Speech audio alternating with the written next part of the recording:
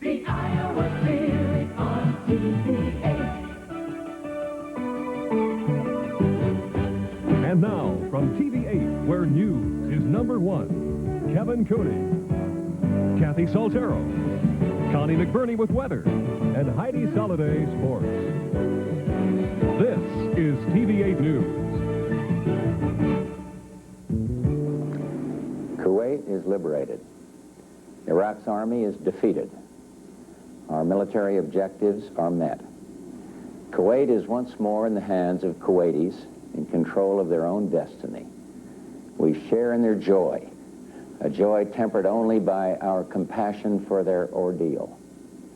Tonight, the Kuwaiti flag once again flies above the capital of a free and sovereign nation, and the American flag flies above our embassy. Good evening. President Bush tells the nation that about 1/2 hour from now, Allied forces will end their offensive attacks, 100 hours from the start of the huge ground war. The president said Iraq will have to end its military actions, and if they attack Allied forces or fire those Scud missiles again, the commanders will be free to order the coalition forces to fight back. Here now are the specifics of tonight's announcement from the president. Iraq must release immediately all coalition prisoners of war, third country nationals, and the remains of all who have fallen. Iraq must release all Kuwaiti detainees. Iraq also must inform Kuwaiti authorities of the location and nature of all land and sea mines.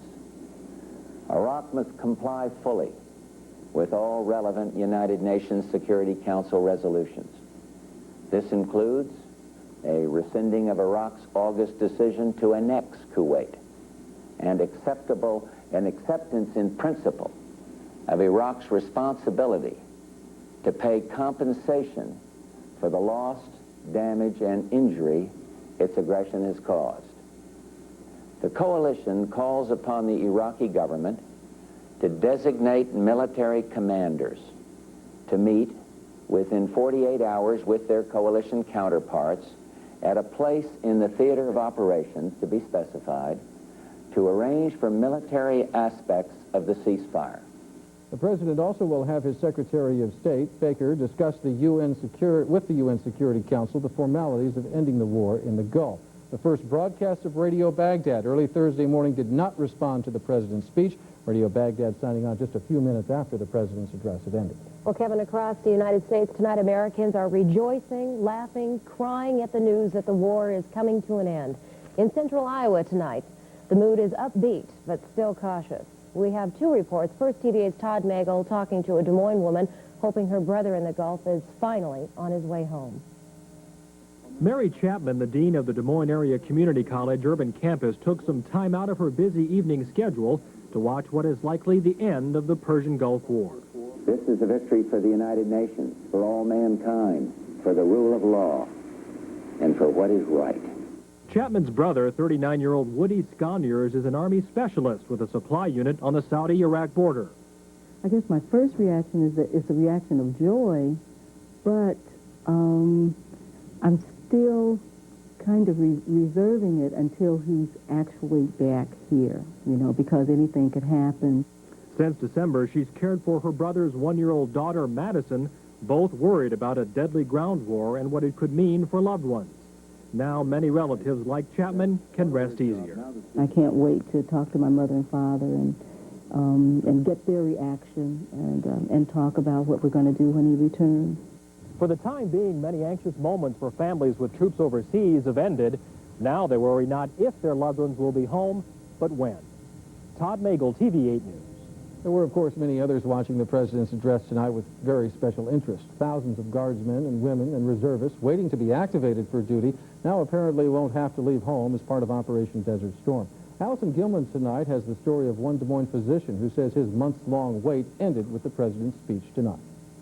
Exactly 100 hours since ground operations commenced and 6 weeks since the start of Operation Desert Storm, all United States and coalition forces will suspend offensive combat operations. 33-year-old Dr. Dennis Zachary, a Des Moines family practitioner, was relieved to hear President Bush call for an end to the military offensive in the Persian Gulf. The speech ended months of waiting for active duty for Zachary, a reservist since 1984. You feel your obligation to stay and take care of your patients, particularly my pregnant patients, because we develop, as a family doc, we develop a very close relationship through their pregnancy, and I feel like I'm abandoning them when I leave. Dr. Zachary is one of 15 physicians in his unit. Many of the other doctors have been activated already. Most are specialists. Dr. Zachary says he wasn't activated because he's a family physician. He says many doctors may rethink their service in the military once this war ends. They don't pay you very much considering what you could be paid if you were working your own practice. So there's no real financial reasons to be in. So the only real reason to be in is love of country. And I think there'll be a lot of pressure from a lot of the doctors to get out from family members. One of the most difficult aspects of the months-long waiting to be activated, he says, is living with the uncertainty. That's a common complaint. But I'm not sure until the whole thing's over if anybody can really be confident of whether they're going to be activated or not. And I really think the chances of me being activated is highly unlikely now, whereas I felt a month ago my chances of being activated were inevitable. Allison Gilman, TV-8 News. It was a joyful scene today in Kuwait City. Allied forces, including the Kuwaiti Army, rode through the city to the cheers of many citizens celebrating their liberation from 7 months of Iraqi occupation. Meanwhile, as the citizens took out revenge on the images of the Iraqi occupation, it was clear that occupation had been enormously destructive. Citizens told stories of torture and murder and said they believed hundreds or thousands of Kuwaitis had been taken from their homes to be used as hostages. The commander of the coalition forces, General Norman Schwarzkopf, today held a detailed military briefing discussing the strategy of the coalition effort.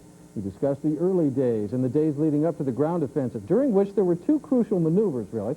One was the decimation of the Iraqi Air Force, and the second was all a big deception involving thousands of American Marines off the coast of Kuwait. Basically, what we started out against was a couple of 100,000 Iraqis that were in the Kuwait theater of operation. We wanted the Iraqis to continue to believe that we were going to conduct a massive amphibious operation in this area. And I think many of you recall the number of amphibious rehearsals we had, to include Imminent Thunder, that was written about quite extensively for many reasons. As you know, very early on, we took out the Iraqi Air Force. We knew that he had very, very limited reconnaissance means, and therefore when we took out his Air Force, for all intents and purposes, we took out his ability to see what we were doing down here in Saudi Arabia. When we knew that he couldn't see us anymore, we did a massive movement of troops all the way out to the west. And at that point, the ground offensive was virtually set, with the main effort coming from the west, surrounding Kuwait, and a surprisingly swift move of coalition troops to the south, where the Iraqis had really expected the main thrust would come from. Also today, Schwarzkopf was asked about Saddam Hussein's abilities as a military leader. He is neither a strategist, nor is he schooled in the operational art, nor is he a tactician, nor is he a general, nor is he as a soldier. Other than that, he's a great military man. I want you to know that. Schwarzkopf said that with supply lines cut off to the north and west, the end result was Allied troops had the Iraqis surrounded. And as he said, they closed the gates on them. Schwarzkopf said the fighting with Iraqi Guard units north of Kuwait continued, but as of midnight tonight, that could end. There were reports from Kuwait City that artillery activity there had already quieted down, and Schwarzkopf summarized the casualties. 79 Americans killed in battle, 213 wounded. The Iraqi dead, he says, is a very high number, and Iraqi POWs number 50,000. An Iowa family today received word that their son was killed in Saudi Arabia. 23-year-old Michael Mills of Panora died when that Scud missile destroyed a military barracks in Tehran on Monday. Mills served in the Army for 6 years. He was discharged in November, but then called back to duty just last month. In Panora, the news hit hard today. You think, okay, it's a war, and someone's always going to die. And if you know them, and it's not the same war to you anymore. When you know someone that you touch their life some way, it's more personal. Family members were informed of Mills' death early this morning. The governor called later with his sympathies. Michael Mills leaves behind a wife and 22-month-old son. Coming up next on the TV-8 News, the rest of the day's local news, including the abortion issue at the State House. And Drake area businesses on the move. Some, however, are not happy about the way it's being done. Michelle Parker will have that story when we come back.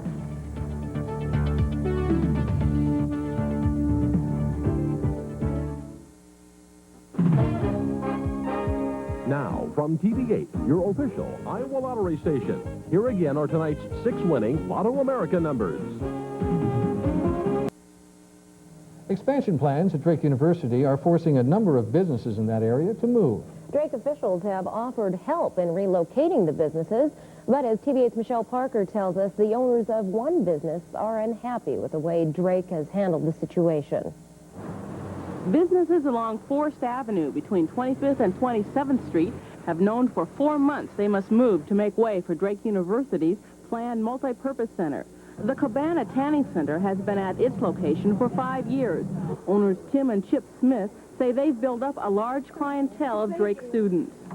I'm kind of disappointed because it's close to the campus and I don't have a car here, so I can walk. The Smith brothers say they'd like to sell the business, but need a new location to do that. They say Drake recently promised them a new site near the campus, but now they say Drake officials have reneged on that promise. Now we're up in limbo a little bit, looking for a location. The owners say they have gotten a 30-day extension on their lease and still hope to find a new site. Drake spokesman Al Cubbage says Drake has spoken to the Smith brothers about possible new sites for the tanning center, but nothing was ever promised. Cubbage says the Smith brothers would not make up their minds about what they wanted to do. Other businesses along here have successfully relocated. The Copycat Center, for instance, has been at this site for about 1.5 years. Now Drake officials have helped them find a new place near the campus. We got a good location. It's still close to Drake, and that's a lot of our business is Drake University. So I think we'll be all right. Some of the businesses here have been at their locations for several years. This antique shop has been at its site for 16 years. The owner is selling off its items, and at least for now, will go out of business. Michelle Parker, TV-8 News. Michelle tells us the businesses must be moved by this week. Anti-abortion forces say a majority of state senators are backing a parental notification bill. Iowans for Life says 26 of 50 Iowa state senators are co-sponsoring a bill to require minors to notify their parents before getting an abortion. But opponent, Senator Beverly Hennon, who is chairwoman of the Human Resources Committee, says she will kill the measure when it comes to her committee. Supporters also say that the bill's chances are not all that good in the House. Also today, the Iowa Senate approved a measure that would make those who defraud senior citizens or the handicapped pay a civil fine up to $5,000. Former Des Moines Mayor Richard Olson tonight says he's definitely not running for mayor. The denial comes after speculation that Olson, shown here during his final city council meeting back in 1979, is considering a bid for the office. Olson, who heads the Principal Financial's primary insurance agency, was out of town, but his secretary was instructed to tell reporters that he is definitely not running for mayor. Des Moines' current mayor, John Pat Dorian's term ends in December, and he says he will run again. Political sources say Olson has been fishing for the past few months to test the political waters. Councilman Archie Brooks, who also served during Olson's administration, says it would be a mistake for him to run again, saying Olson's policy of downtown growth during the 70s has now alienated many voters.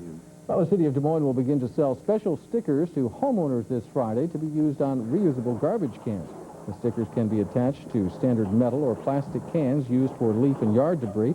Public Works officials say the stickers will allow homeowners to stop using special degradable bags if they so desire.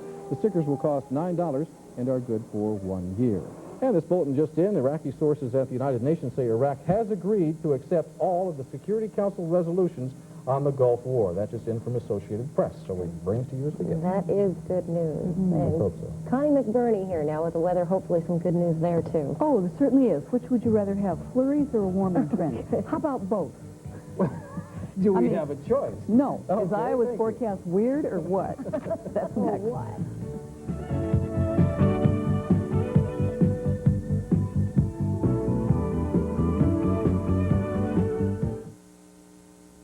Tonight's weather is brought to you by DuPont.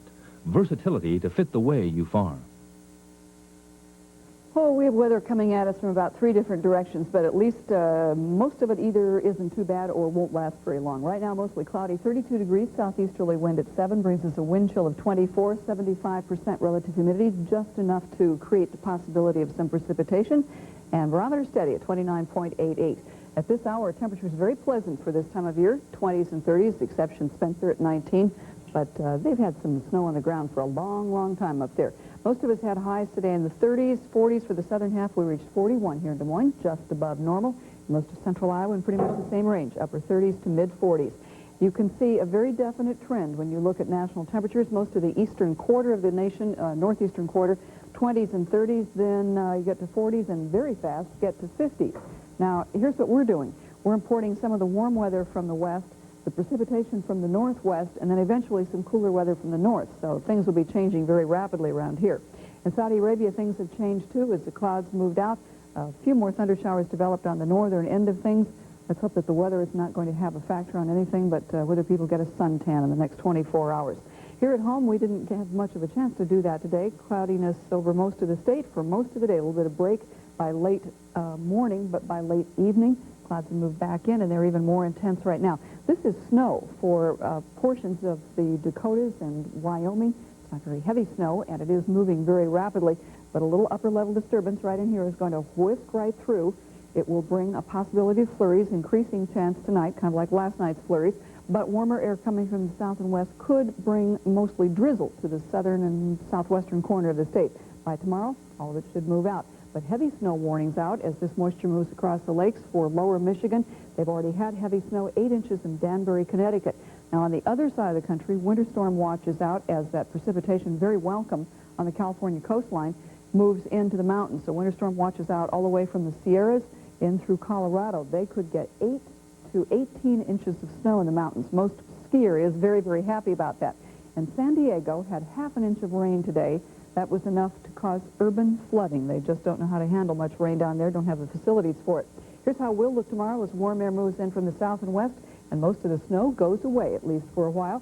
Tonight, cloudiness will increase during the night, lows dropping to the 20s, flurries moving in, with the chance of that being showers in the southwestern corner. Winds become northwesterly, and then by tomorrow, we start out with cloudy skies, still a chance of some flurries in the morning, but by afternoon, things should really warm up, upper 40s to nearly 60 in the southwestern corner with gusty southwesterly winds. For central Iowa tonight, cloudy skies, light snow or flurries. Little accumulation is expected from this, but you could see the ground dusted white again. Lows near 25, highs tomorrow upper 50s. We start off with cloudy skies, flurries in the morning, then clearing with the winds, southwesterly and gusty at 15 to 30 miles an hour. Thursday night, partly cloudy with a low in the mid-30s, and on Friday, mostly cloudy, a 40% chance of rain with a high in the upper 40s. Extended outlook, a chance of rain or snow Saturday, chance of snow on Sunday, and partly cloudy on Monday. I think that has everything but thunderstorms and hail, 32 degrees at 10:30. Well, tomorrow looks like fun. Decent. Interesting. Yeah, Thank interesting. you, Connie. I want to update on that brief report we had just before the weather. Once again, Iraqi sources at the United Nations say that Iraq has agreed to accept all of the Security Council resolutions on the Gulf War. There are 12 of those resolutions, you'll recall. The sources say that Baghdad's acceptance of the 12 resolutions came in the form of a letter tonight from Iraq's UN mission to the UN Security Council. Now, the sources who asked not to be identified say the latest letter makes clear that Baghdad will honor all the resolutions. Once again, that is as yet an unconfirmed report from Iraqi sources inside the United Nations as reported on Associated Press. So the good news continues tonight. Okay. Well, coming up next, Heidi Soliday with sports and a surprising loss for you and I tonight.